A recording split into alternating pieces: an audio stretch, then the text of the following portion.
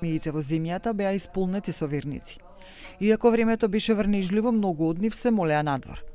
ТВ21 беше во џамијата Ринија во Тетово, каде имамот Ибрахим Алија во својата порака за време на проповета и пред камера повика овој празник да биде празник на помирувањето и да се остави омразата. Тој апелираше до верниците и по Рамазан да продолжат да се однесуваат исто како та постат. Ose ti shfrytëzojnë këto ditë për të kaluar sa më mirë, për të uruar njëri tjetrin, për të falë njëri tjetrin. Ka njerëz mes vete me të cilët ndoshta kanë ndonjë hatërmbetje, është rasti i festave kur ata hatërmbetjen duhet ta kalojnë dhe t'i urojnë njëri tjetrit. Dhe me këtë llogaritet edhe një falje për ta, sepse besimtarët nuk guxojnë pjesën me hatërmbetje ose të idhnuar mes veti. Dihet ne jemi në Fitr Bajram dhe Fitr Bajrami vjen pas një angazhimi të madh që kanë bën besimtarët gjatë muajit të Ramazanit, kështu që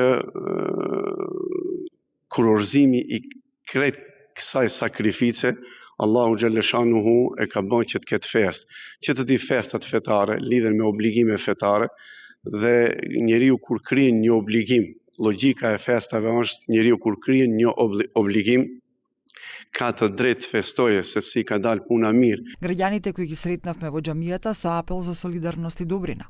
Тие велат дека сите треба да славиме, при тоа никого да не заборавиме.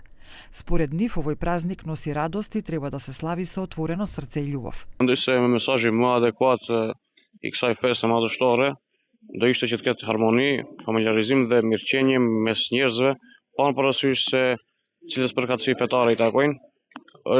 Çdo religjion bën thirrje kryesisht në të njëjtën gjë, në mirëkuptim, mirëqenie dhe solidaritet. Lezeti më i madh çka ku shkoj.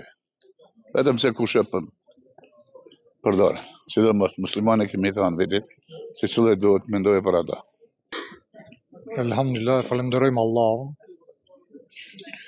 që e kalum këtë Ramazan me sinqeritet, me iman dhe me besim.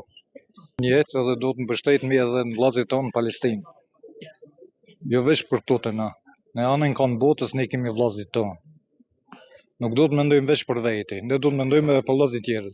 Për Bajram kanë ragjunau njerëzit kanë bë Allah i gëzof këtë. По молитвата за Бајрам, верниците си честитаат и се враќаат дома. Потоа уживаат во бајрамскиот ручек и го посетуваат семејството. Баклавата е традиционалниот десерт кој го краси овој празник.